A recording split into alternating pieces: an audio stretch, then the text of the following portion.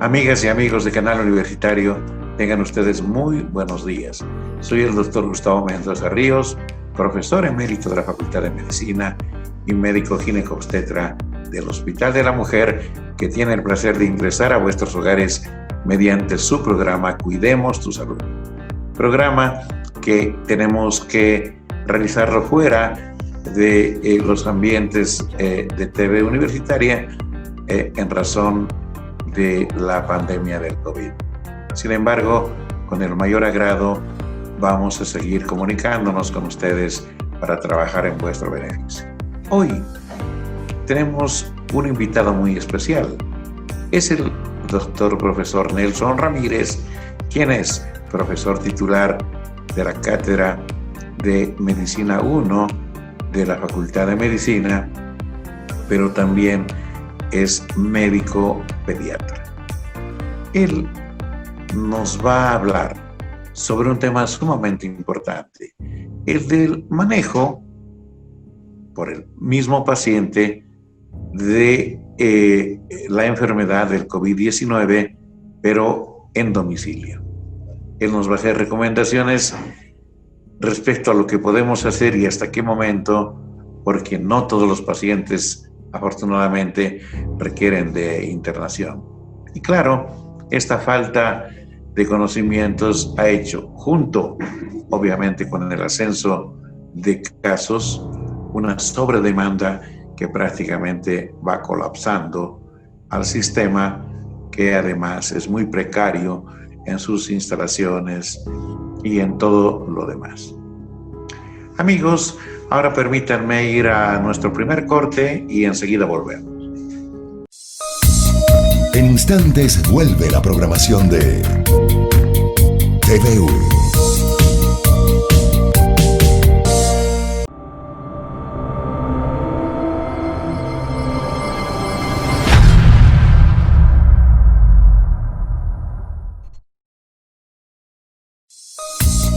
Continúa con la programación de TVU.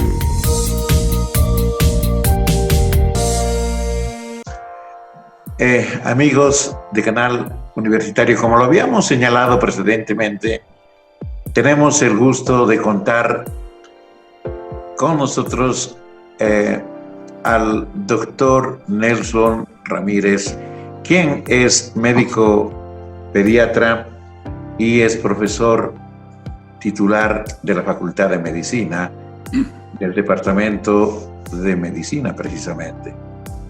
Es particular esta ocasión porque el profesor Nelson recientemente pasó la enfermedad. Con permiso de él me permito darles esta noticia. Él rigurosamente hizo el control del proceso. Indudablemente no fue un proceso sencillo y él tiene autoridad para conversar con nosotros sobre las medidas que se pueden tomar de forma efectiva haciendo el tratamiento en domicilio. Naturalmente, cuando se presentan ciertos síntomas que él nos señalará, ya uno se dará cuenta que no puede proseguir haciendo este manejo en domicilio y deberá seguramente buscar el apoyo médico bajo internación. Pero no más palabras. Doctor Nelson Ramírez, gracias por aceptar nuestra invitación y muy buenos días. ¿Cómo está? Buen día, doctor Mendoza. Qué gusto saludarle y verlo aquí en el programa. Y le agradezco por su entrevista, pues estoy a sus órdenes. Muchas gracias. Entremos en tema, estimado Nelson. Fíjese usted, hemos perdido prácticamente la noción de la virulencia y de la forma cómo se contagia el COVID entre las personas que habitan este mundo. Yo recuerdo, hace 4 meses se estableció de forma sistemática un programa general de comunicación donde se decía que si un enfermo tocaba un objeto y venía otro y lo tocaba sin estar enfermo, se contagiaba con una facilidad extraordinaria. estuvimos viendo lo que pasa en el país y en la ciudad y definitivamente parece que la gente olvidó aquello. ¿Por qué no nos hace el favor de recordarnos con qué facilidad uno puede contagiarse manipulando cosas, objetos, hasta seguramente cosas impensables, para que la gente recuerde que estamos ante un tema muy serio?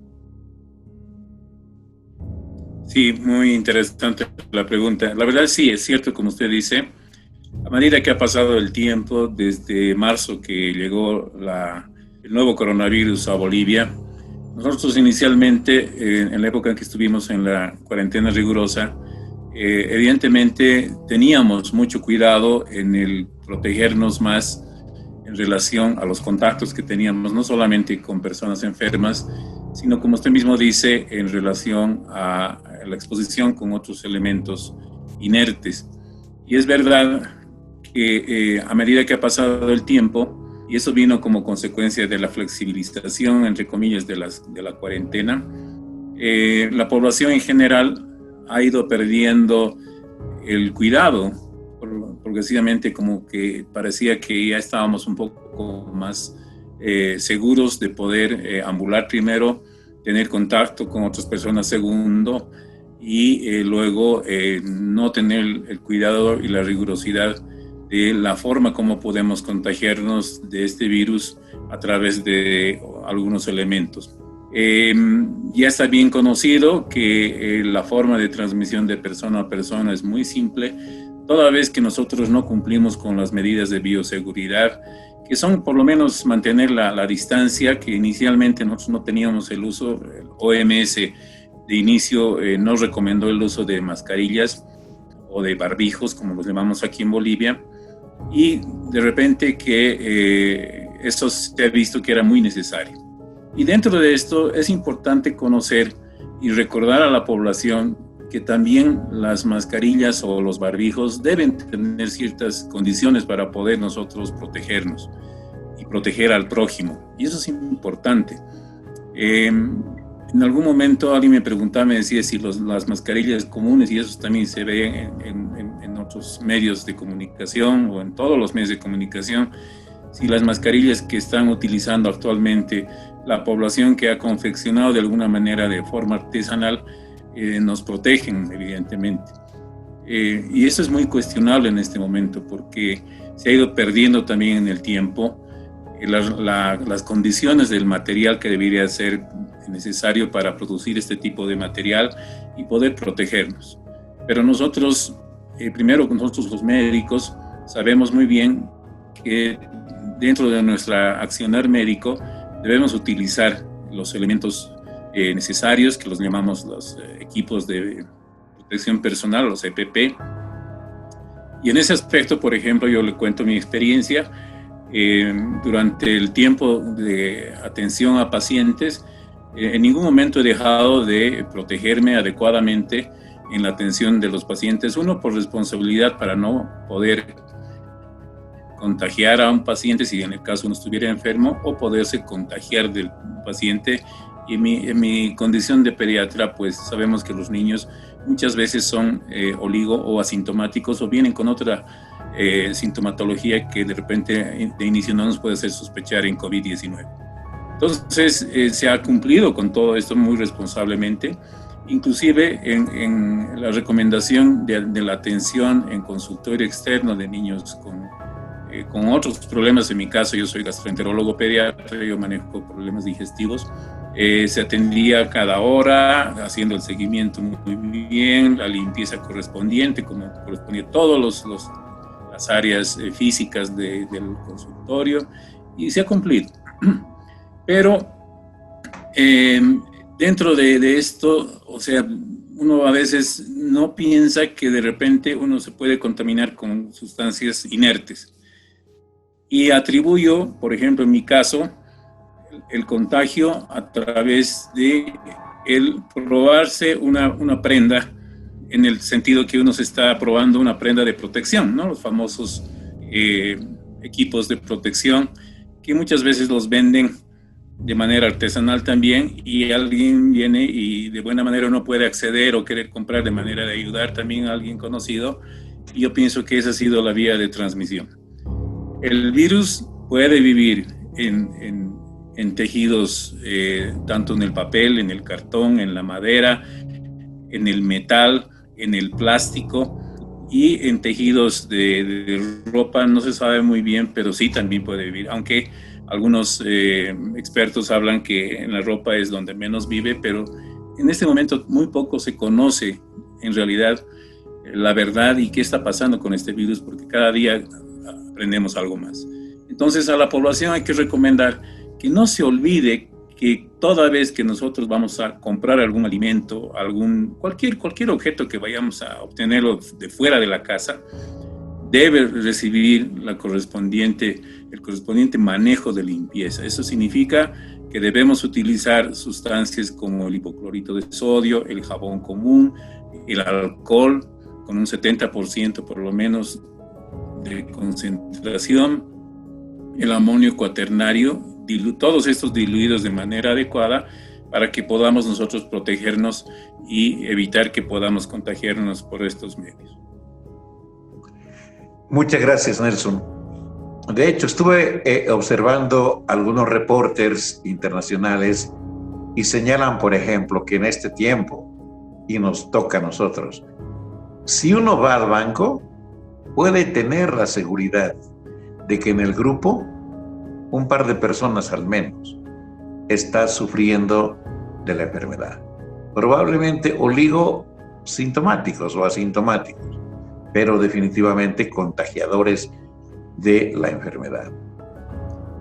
Lo mismo ocurre en supermercados, etcétera. Y creo que también es bueno señalar que hemos visto, especialmente en mercados donde hay mucha concentración, que señores, caballeros, damas, niños, etcétera, que usan el barbijo, lo usan simplemente de adorno, porque están en la barbilla, no se cubren la boca, menos la nariz, porque parece que olvidaron o no encontraron el sentido de la protección. Esto conlleva, distinguidos amigos, a un tema muy serio, y es el hecho de que llegan en las últimas al hospital y desafortunadamente no son atendidos como quisieran y fallecen. Y obvio, se descarga la responsabilidad en el hospital, en el personal o en algo así, cuando se sabe perfectamente que hubo un proceso precedente y que había posibilidad de intervención en cada uno de estos momentos. De ello precisamente hemos de hablar, Nelson.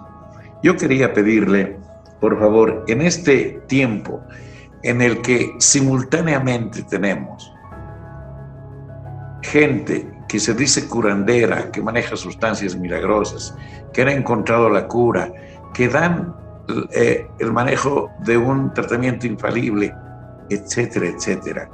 Y en este momento usted me ratificará que no tenemos un fármaco, una droga que efectivamente cure a los enfermos, por un lado, pero por el otro lado tenemos que admitir que precisamente por esta forma de comportamiento todos los hospitales están prácticamente rebasados.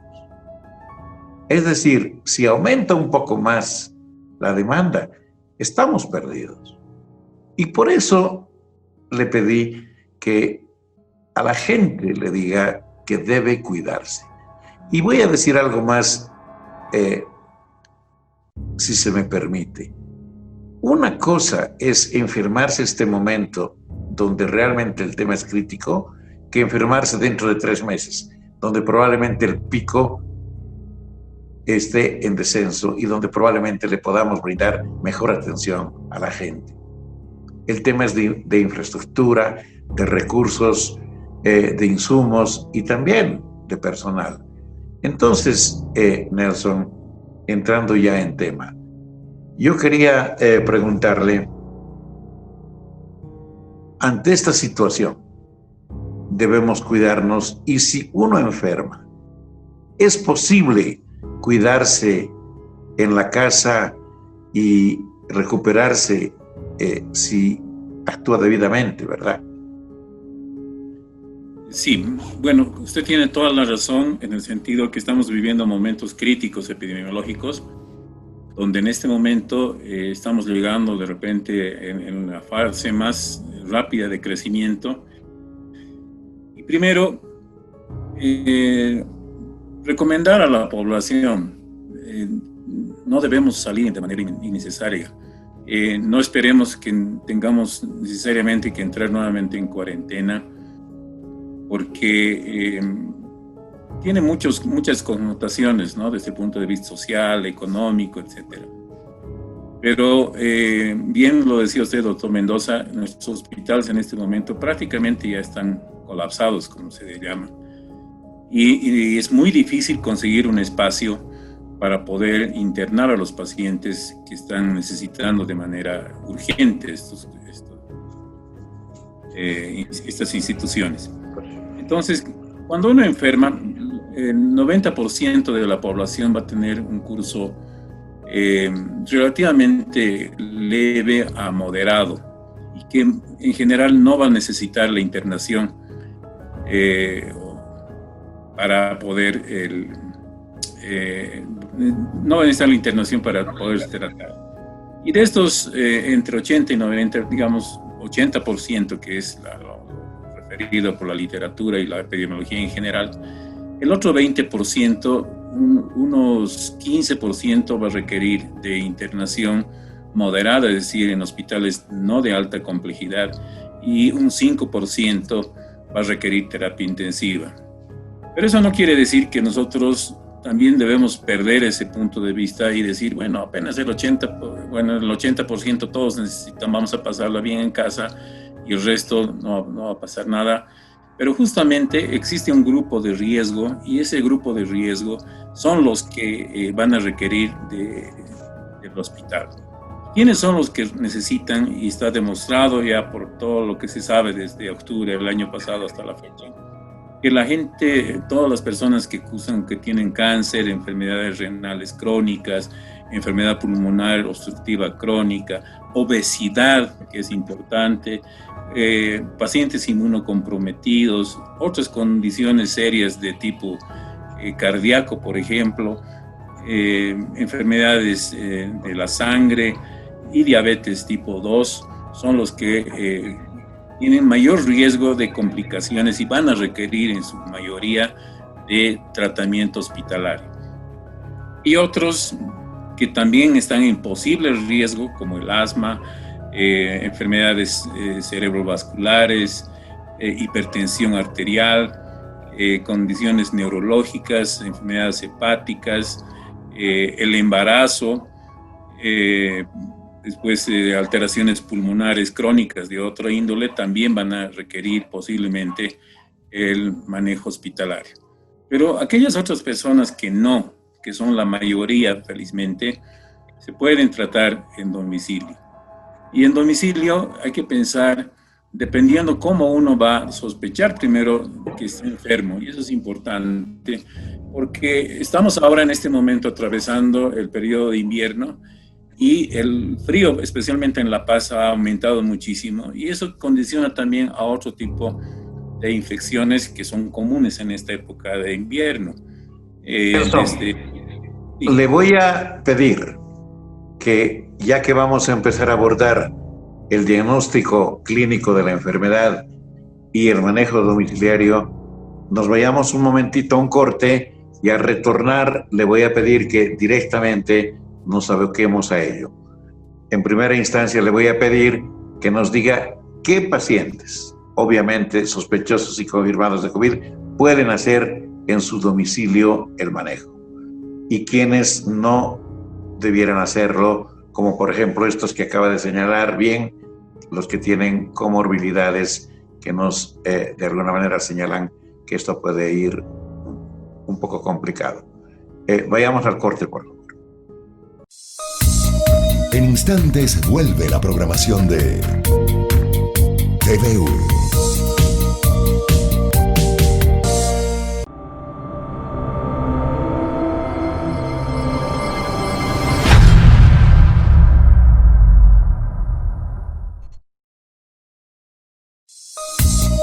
Continúa con la programación de TVU.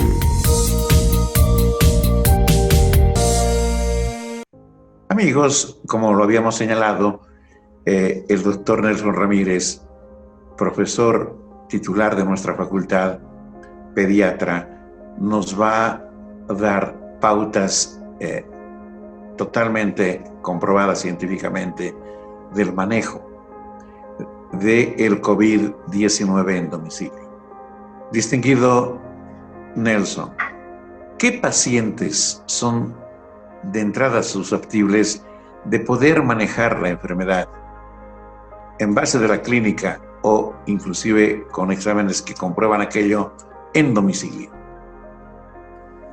Bien, la enfermedad COVID-19 se ha dividido en 3 estadios o 3 fases, ¿no? La fase 1, 2, la 2A y 2B y la tercera fase. Significa que dependiendo de la evolución del tiempo desde el contagio hasta los grados más críticos de esta enfermedad, más o menos se espera un tiempo entre 0 hasta 14 o alrededor de los 14 días. Los primeros días, el paciente que está cruzando la fase leve, en realidad, que comienza en la gran población, les decía, los 80% que se pueden tratar en domicilio, generalmente van a presentar síntomas leves que pueden simular otras enfermedades como un resfrío común, como una influenza o cualquier una infección respiratoria alta que se espera en esta época de invierno. Pero ¿cuáles son los datos que debemos tomar en consideración? Por estudios se ha visto que la gran mayoría de los casos generalmente cursan con cefalea, es decir, dolor de cabeza. Pueden tener fiebre, pueden tener molestias en la garganta, un poquito de secreción nasal, que se llama rinorrea, y esto va a irse sumando algunos otros síntomas y signos a medida que van pasando los días, como por ejemplo una respiración un poco más dificultosa, dolor en el tórax, en el pecho, disminución del olfato hasta la pérdida del olfato, disminución del gusto o alteración del gusto, y a veces algunos problemas dermatológicos como por ejemplo una erupción cutánea hasta escozor cutáneo que en medicina llamamos prurito. Entonces son los síntomas y signos más leves que se presentan de inicio, y eso va a depender, dependiendo de cada uno en su estado de inmunidad y también el grado de contagio que haya tenido, que nosotros llamamos la carga viral, para que el paciente desarrolle este tipo de clínica y podamos nosotros identificar o sospechar desde la manera individual hasta la manera colectiva. Es decir, en la casa hay que estar muy atento en relación a nuestros familiares con quienes vivimos o nosotros mismos para ver si nosotros tenemos algún tipo de esta manifestación. Ahora bien, esto puede ir de la mano con la realización de los estudios de laboratorio, que eso es importante porque la prueba sigue siendo la prueba gold estándar, la mejor prueba que tenemos para encontrar el virus desde el momento que uno se contagia, es la prueba de la reacción de polimerasa en cadena en tiempo real, que llamamos PCR, y que se toma a través de una muestra laríngea y una muestra nasolaríngea, ¿no? que la tomamos por la nariz. Y después del séptimo, una vez que ya hemos establecido el contagio y la clínica, más o menos a los 7 días recién es sensible la prueba rápida que se está realizando en muchos lugares, que es la toma de muestra en una gotita y se aplica a un kit de diagnóstico inmediato. Pero inicialmente la PCR es la prueba de elección. Con la clínica y el laboratorio, o solamente con la clínica, en este momento ya debemos sospechar que podemos estar contaminados, porque es un tiempo epidemiológico que así lo dice, más aún si hemos estado expuestos a algún probable contagio. Y esa es la forma como vamos a enfocar la primera fase que podemos tratar en domicilio. Excelente, Nelson. Quisiera, antes de pasar a la segunda fase, tuviera la gentileza de decirle a la teleaudiencia qué medidas tomamos Habida cuenta, fíjese usted, de que hay gente que dice que toma dióxido de cloro, toma citromicina, toma cualquier otro fármaco y dice, yo me estoy protegiendo, estoy previniendo, y esto no es así.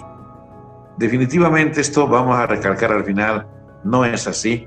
No hay fármacos preventivos, pero Nelson, en domicilio, cuando uno está con esto que ha señalado, un poco de rinorrea, cefalea, a lo mejor un cuadro parecido al gripal, el antecedente de que pudiera haber alguien en la familia contagiado o algún vecino, en estas circunstancias, asumiendo que estamos con COVID, ¿qué son las medidas que en primera instancia debemos tomar antes de pasar a la segunda fase? Bien, una vez que nosotros hemos sospechado y pensamos o tenemos ya la seguridad de que estamos contagiados, los síntomas leves se tratan como cualquier otra enfermedad respiratoria alta, ¿no? Resfriado o cuadro gripal. Pero como usted bien lo dice, la forma de prevención, no existe un medicamento mágico para prevenir. Es decir, en este momento la literatura médica y los estudios basados en evidencia científica, si bien es poco tiempo para tener una evidencia muy grande, todos los estudios todavía están muchos en curso y algunos han dado algunos datos que sí seriamente se han estudiado, y la mayoría de las referencias que nosotros tenemos vienen del Asia, de donde se ha originado esta enfermedad, de China, y son ellos los que más están estudiando, luego los europeos y últimamente los norteamericanos, pero toda la experiencia que se tiene no apunta a tener un medicamento mágico que nos pueda proteger hasta que no tengamos la vacuna y prevenir la enfermedad. Entonces, lamentablemente, en base a este problema, la población ha entrado en un cierto pánico, miedo, temor de contagiarse o haber estado contagiado, y en esa desesperación uno lo vive cuando uno está enfermo, la desesperación de que a uno además le ofrecen de todo, ¿no? Es decir, toma esto, toma el otro, tenemos esto, tenemos un montón de medicamentos que podemos tomar de inicio que te va a prevenir. Y una vez que uno está enfermo, dice, puedo tomar cualquier medicamento, lo que sea, que no me quisiera morir. Porque lo primero que uno piensa, lamentablemente, es que es una enfermedad mortal. Estamos viendo que es baja la mortalidad en relación al número de pacientes contagiados. Pero eso no quiere decir que nos vamos a descuidar. Entonces, el mensaje claro que tiene que quedar es que no existe un medicamento que nos va a proteger para no enfermarnos. Por lo menos no está descrito nada en este momento en la literatura con estudios serios. ¿Qué debemos hacer para prevenir no contagiarnos? Obviamente cumplir con las normas de bioseguridad. Eso implica no salir, no tener contacto físico ni siquiera con nuestros familiares, porque eso es una parte de responsabilidad individual. Tristemente vemos que en la semana esta semana hemos tenido movimientos sociales que han bajado en masa y que aumentan el riesgo de contagio, no solamente entre ellos, sino también con la comunidad. Entonces, el empleo de las mascarillas, de los barbijos adecuados, todo lo que hemos mencionado en la primera parte del programa, de la limpieza de todos los objetos que vamos a introducir en nuestros domicilios, el distanciamiento físico de por lo menos 2 metros de separación entre persona y persona. Y una vez que estamos nosotros enfermos, lo propio, no olvidarnos que estas medidas ya tienen que tornarse dentro de nuestro domicilio. Es decir, nosotros, como primero, lo que tenemos que pensar antes de tratarnos es primero pensar en no contagiar a otros. Lo primero es eso, es importante. Si vivimos en condominios, si vivimos en casas únicas, dependiendo de donde sea, debemos cuidar de los nuestros y de los que nos rodean. Eso es importante. Segundo, una buena nutrición y una buena hidratación de inicio y durante el periodo de enfermedad es importante. Y no olvidarnos que debemos consumir mucho líquido para mantenernos en un buen estado de hidratación. Tener una nutrición adecuada donde nosotros debemos de alguna manera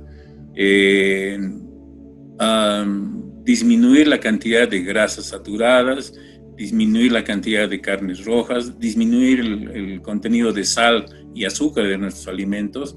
Eso nos va a ayudar muchísimo, aumentando más el consumo de vegetales y frutas, ¿no? Que es importante para nuestra nutrición y mejor respuesta ante la enfermedad. Nelson, sedes, los seguros le dan a la gente un listado de medicamentos que debe usar supuestamente para manejarse en domicilio y genera confusión. Usted ha dicho bien, y me permito reiterar, en esta fase donde la clínica es leve, el usar un paracetamol, a lo mejor un antigripal, un poco de vitamina C, que naturalmente contienen, por ejemplo, los cítricos, junto con hidratación y alimentación, podrían ser suficientes, ¿verdad? Porque en este primer momento no es necesario aún utilizar antibióticos, ¿o no es así, Nelson? Porque la gente debe saber que tiene libre posibilidad de usar algunas cosas desde el primer instante, pero ojo, cuando ya se tratan de antibióticos y otros, debe marcarse también el momento pertinente para acudir a estos recursos. Por favor. Justamente yo hacía el listado de las enfermedades que van a aumentar el riesgo de una evolución negativa, ¿no?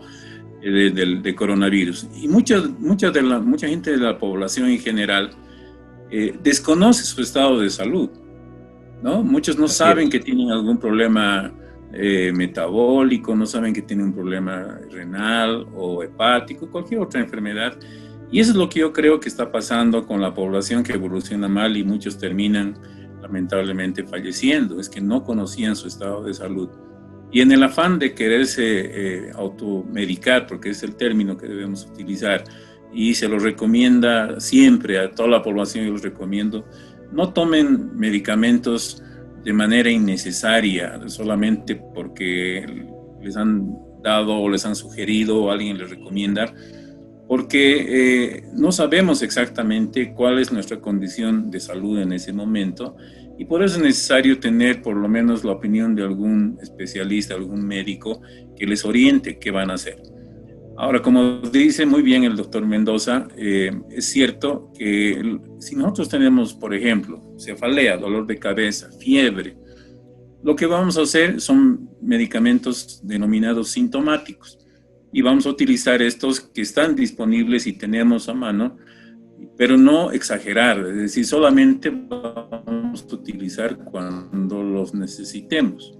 Muchas personas apenas creen que ya están contagiadas y comienzan a tomar de manera innecesaria analgésicos, antiinflamatorios, antitérmicos, y lo que están haciendo es condicionar su cuerpo a que pueda intoxicarse o pueda producir algún daño en su organismo el exceso del uso de estos medicamentos.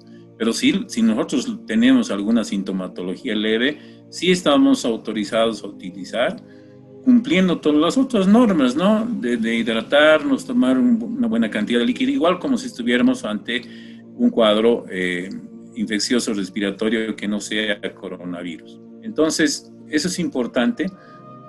Ahora bien, mucho se especula de una serie de medicamentos que se utilizan durante el primer periodo de la enfermedad. Y esto tiene que estar supervisado por médicos, o sea, inclusive la dosificación. Es cierto que en este momento no hay un 100% de seguridad de la ineficacia ni de la eficacia de los medicamentos estudiados. Ojo, de los estudiados, porque hay algunos, por ejemplo, como el doctor Mendoza acaba de mencionar, sobre el dióxido de cloro, que no existen estudios, es decir, si por lo menos hubieran un par de estudios serios en fases de investigación controlada, metodología científica bien aplicada y que diga que sí sirve o no sirve, eso es importante porque pudiéramos utilizarlo, entre comillas, como medicamento. Pero esas formulaciones mágicas que nos recomiendan no están estudiadas y la verdad que mal podríamos nosotros indicarlos porque no se sabe cuál es el efecto ni benéfico y mucho menos sabemos cuál es el efecto negativo que pudiera tener en el organismo. Gracias, Nelson. Hemos de hablar en este tercer momento qué posibilidades reales, ciertas, formales, responsables tendrían estos pacientes de automedicarse antibióticos, la acitromicina, la clarithromicina, otros, los corticoides, etcétera. ¿Por qué, Nelson? Le voy a pedir que me conteste después del corte. Porque están vendiendo paquetes de fármacos. Y no solamente lo citado, también colocan zinc, supuestamente vitamina C y algunas otras cosas a precios exorbitantes. Pero además se presume que la gente sabe cómo dosificar, cuándo usar, etcétera. Y estamos viendo reportes nuevos de que mucha gente se está intoxicando, precisamente por tomar todo este conjunto de cosas que en verdad son gastroirritantes, una muy buena parte de ellos, y creen que tomando un omeprazol esto también se resuelve. Te voy a pedir, Nelson, que me conteste este interrogante después de este corte, por favor. En instantes vuelve la programación de TVU.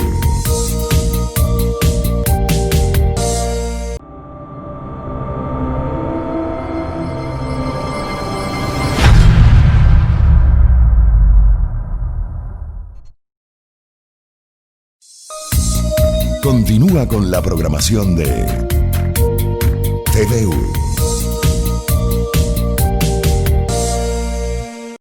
Bien, amigos, le hemos planteado al profesor Ramírez un par de preguntas que le voy a pedir pueda absolver, doctor Ramírez, habida cuenta de que se están vendiendo paquetes, reitero, de fármacos y la gente cree que los debe tomar de forma simultánea. En fin, hay una confusión y es nuestra obligación aclarar por lo menos parte de la misma.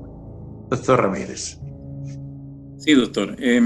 Lo primero que tenemos que pensar y saber y estar conscientes es que el empleo de los medicamentos fuera de los medicamentos comunes que utilizamos rutinariamente o ocasionalmente en respuesta a algún síntoma leve que tenemos cuando tenemos cualquier tipo de infección, es siempre tener el asesoramiento de un profesional médico. En Bolivia todavía se vende libremente los medicamentos sin receta médica y eso es un problema serio que está llevando a la sobredosificación o intoxicación por estos medicamentos. Y bien decía el doctor Mendoza, en este momento se está especulando con la venta de medicamentos libremente y resulta que tener un kit en la casa, si no se lo sabe usar de manera adecuada, es como tener un arma escondida y que nos podemos en cualquier momento disparar. Evidentemente, hay elementos como las vitaminas, la vitamina C, la vitamina D, o oligoelementos como el zinc que se han recomendado para el empleo, que sí hay que tomarlos cuando estamos en el proceso de infección. Podemos tomarlos arbitrariamente cuando estamos diagnosticados de coronavirus. Y no tomarlos tampoco de manera innecesaria como preventiva, porque también podemos intoxicarnos inclusive con las mismas vitaminas o el mismo zinc. Entonces hay que tener mucho cuidado. Todo en exceso hace daño y no dejan de ser medicamentos. Hay otros medicamentos que se han recomendado y se han estudiado y todavía se siguen estudiando y se utilizan, pero siempre bajo supervisión médica. Entonces los medicamentos, especialmente antibióticos, que se están dando en paquetes de venta, hay que tenerlos mucho cuidado y pedir siempre la orientación médica para ver si es necesario en ese momento. ¿Cuándo es el momento que vamos a utilizar? Cuando el paciente empieza a descompensarse, el paciente empieza a sentir falta de aire, por ejemplo, falta de aumento de la dificultad respiratoria. Nosotros utilizamos un aparatito que es el oxímetro de pulso, que mucha gente ya lo ha adquirido, y cuando empieza a bajar la saturación de oxígeno, que normalmente nosotros en la altura tenemos niveles por encima de 85 hasta 95, pero cuando vemos que está bajando, si usualmente yo saturaba 90 y de repente mañana aparezco con 85 y pasado con 83 y así voy bajando, ya nos debe alertar para ver que estoy desmejorando. La falta de aire es un principio importante, pero muchas veces también puede surgir de manera no específica y pasa hasta inadvertida. Pero ¿qué pasa cuando, por ejemplo, nosotros empezamos a tener los labios más azules o las uñas se nos ponen azules y nos sentimos mal progresivamente? Ya tenemos que pensar que requerimos otro tipo de intervención. De repente ya por lo menos vamos a requerir oxígeno. Y ahora estoy viendo que, por ejemplo, hasta oxígeno se piensa comprar. La gente está comprando, sí. Sí, es verdad. Y eso puede ser de alguna manera muy crítico, porque cuando se necesitan en los hospitales, mucha gente va a tener en casa y no va a ser necesario tenerlo en casa, ¿no? Entonces, también es complicado. Pero es el pánico que está produciendo todo este tipo de respuestas. Los medicamentos que podemos utilizar bajo supervisión médica, ¿no? Bajo supervisión médica, son aquellos que van a requerir en la primera fase, es decir, entre los 0 y más o menos 7 a 10 días, donde más o menos el paciente está en el estadio 1 hasta el estadio 2A, que es donde podemos tratar los médicos, ya sea por telemedicina, que es una buena opción en este momento. La gran mayoría de los seguros y todos los servicios de salud están saturados, no hay cómo ir a hacerse atender, pero sí la telemedicina puede cumplir esta labor, tener este contacto como ahora tenemos por vía internet y por lo menos saber qué está pasando con el paciente, poderlo ver, no importa la distancia, ya nos va a dar una idea para poder recomendar de mejor manera para que el paciente en su defecto pudiera tal vez recibir algún tipo de medicación que lo indique el médico, pero siempre con supervisión. Y para eso les decía, no nos olvidemos que cada uno de nosotros tiene una condición diferente de salud. Entonces es muy importante. Por otro lado, si vamos a tener mayor dificultad, este tipo de controles debe ser más frecuente, de tal manera que el médico perciba precozmente cuándo debe ser transferido este paciente o internado para que requiera la segunda fase de tratamiento ya hospitalizado. Y es importante. Tampoco dejar pasar el tiempo, ¿no? Es decir, no esperemos hasta el último, hasta que ya el paciente pierda el conocimiento o tenga confusión, que es otra forma de manifestarse la gravedad, y que requiera de manera inmediata internación, cuando muchas veces es muy complicado en este momento encontrar un espacio. Gracias, Nelson, ha sido clarísimo.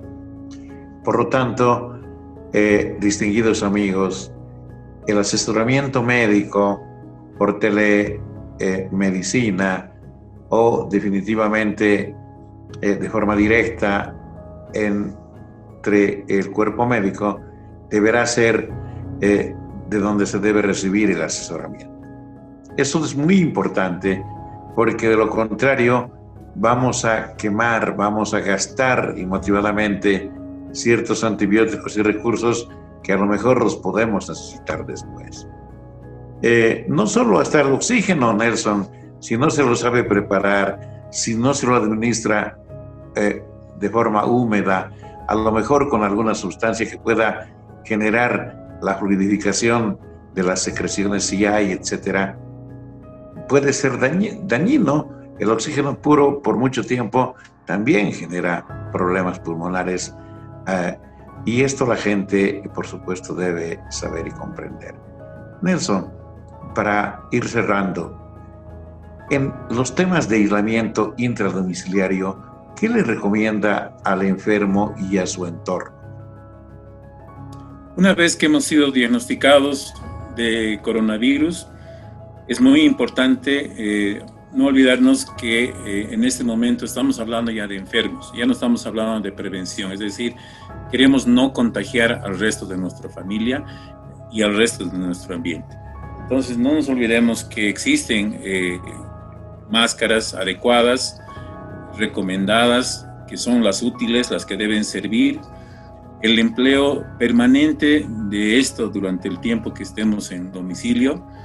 Es importante también la separación entre persona y persona que vive en el domicilio, el contar con sus propios utensilios de alimentación, plato, cuchara, etcétera, todos los cubiertos. De preferencia, si hubiera más de una en la habitación donde vive, donde va a estar aislado el paciente, tuviera su propio sanitario, sería ideal.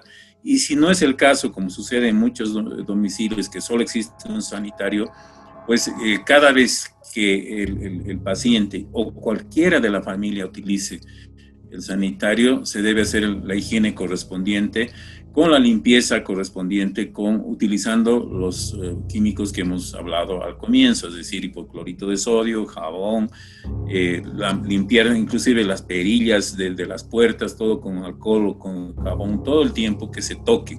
El lavado de manos, no olvidarnos en la casa. No necesariamente tenemos que ser al llegar de afuera, sino si estamos enfermos, todo el momento debemos lavarnos las manos con agua y jabón, el suficiente tiempo que se nos recomienda, por lo menos 20 segundos, que son más o menos contando todo el tiempo que estemos lavando adecuadamente nuestras manos. Mucho se nos ha enseñado esto y no debemos olvidarnos nuevamente.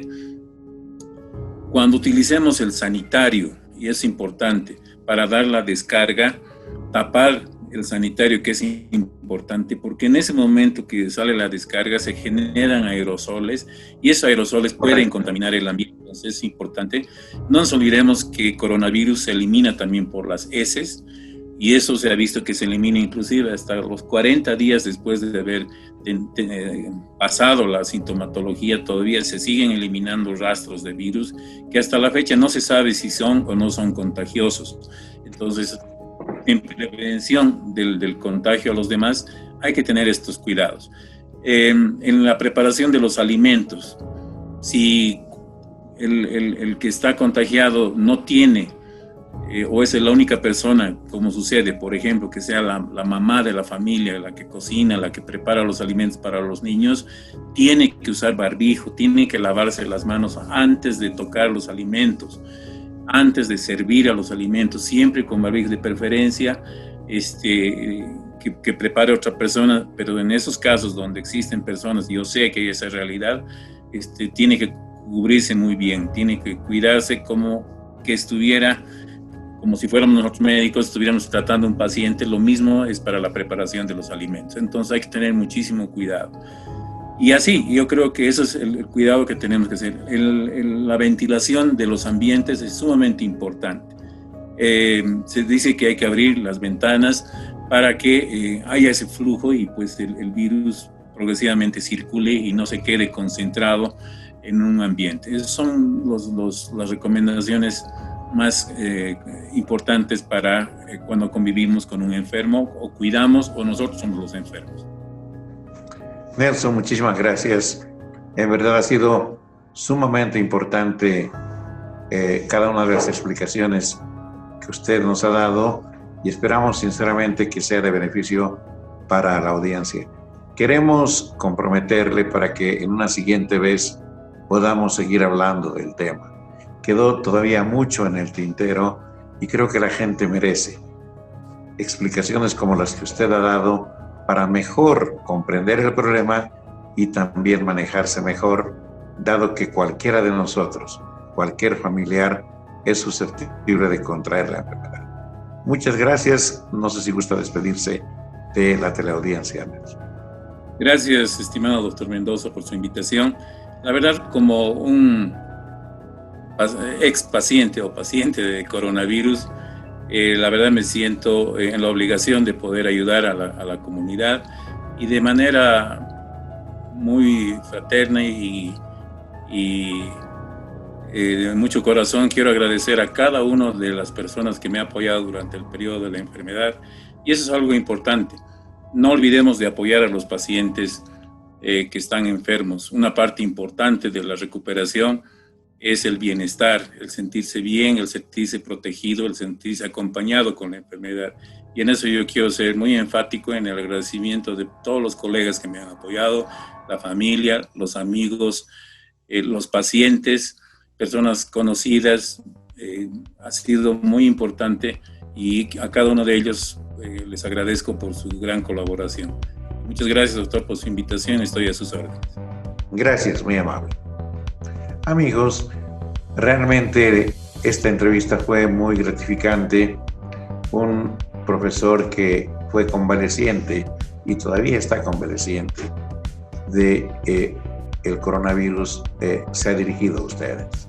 Y por eso quiero yo permitirme recomendarles que cuidemos a la familia, que cuidemos a nuestros seres queridos.